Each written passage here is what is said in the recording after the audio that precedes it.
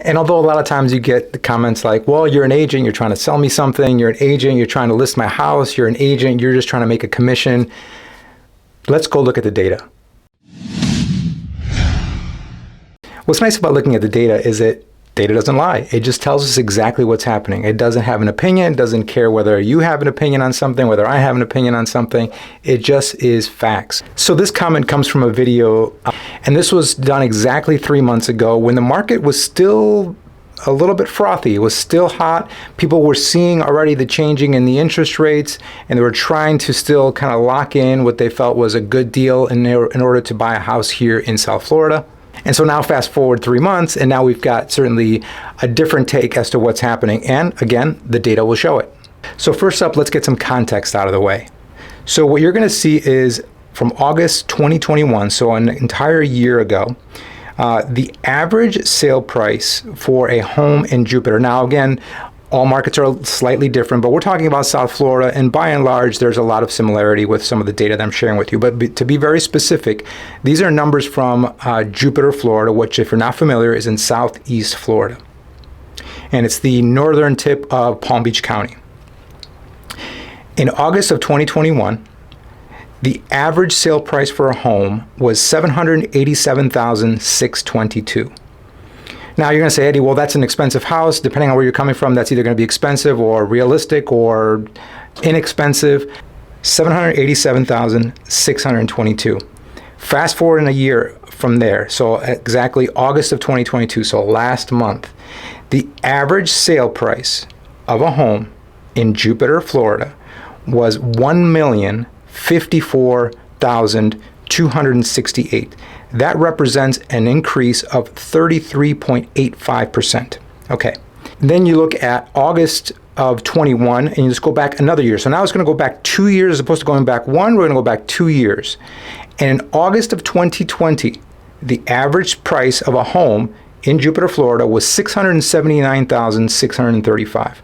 That represented from 2020 to 2021 an increase of 15.89%. Not as great. Certainly this last year commanded a much greater increase. But now let's just take a little bit wider view. So that means that over the past 2 years, from August 2020 to August 2022, a home that was $679,000 is essentially now $1,054,000. That is, quick math, almost $400,000 more. So when I get a comment like this, that we can't sell it quickly and for top dollar, let's look at that data. So if you were the person who bought that home 2 years ago for this imaginary home, but it's the average, this imaginary home in Jupiter, Florida for $679,000, you would now potentially, based on the data, could sell that home for $1,054,000 today. But then the argument is, well, you're not going to be able to get top dollar anymore. Well, let's look at what the activity looks like in Jupiter, Florida. A year ago, it took a home on average, these are averages again, 22 days to sell.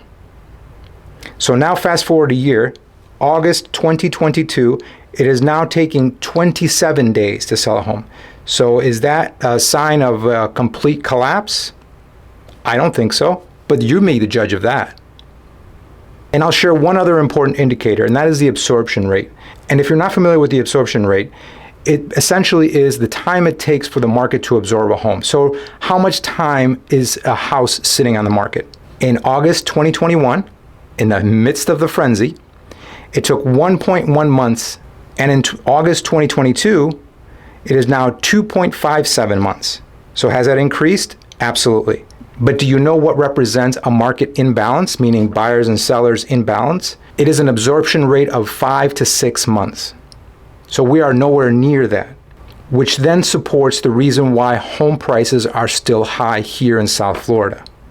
Yes, there is more inventory on the market, but we're not producing enough inventory for the market and the demand, which is what is keeping prices high. Is there some adjustment for the fact that interest rates have gone up? Absolutely. But it still doesn't overcome the fact that the appetite is still greater than the supply. So when someone makes a comment about why we're seeing more inventory and more price cuts, you may be seeing price cuts here immediately in the area because people are still trying to reach that high dollar amount, right? They're still trying to price their home based on 4, 5, 6 months, a year ago, because they're trying to chase it. Are they likely to get that price? Probably not. It's less likely, but they're still asking for those prices. And there are people that are still paying somewhat close to that, and that's what the data is telling us. Now, if you're making a statement based on the entire country, that there's greater inventory and more price cuts, that may be true in areas where you're looking, and we definitely see that out west in California and the northwest of the country, where inventory are increasing at a greater rate. But what I always say is you must engage a local professional that is in the trenches, that is seeing what is happening, that has their eye on the data, and can help you make the right decision for you. Don't make blanket statements based on generalities or reading headlines that we all see on the news. I hope this was helpful, and if you have any questions, please make sure to leave them in the comments below. And if you want me to analyze the data of another city or a particular area here in Southeast Florida, don't hesitate to put that in the comments as well, and I'm sure to get back to you. And if you like more content about real estate prices here in South Florida and keeping tabs on the market, make sure to subscribe.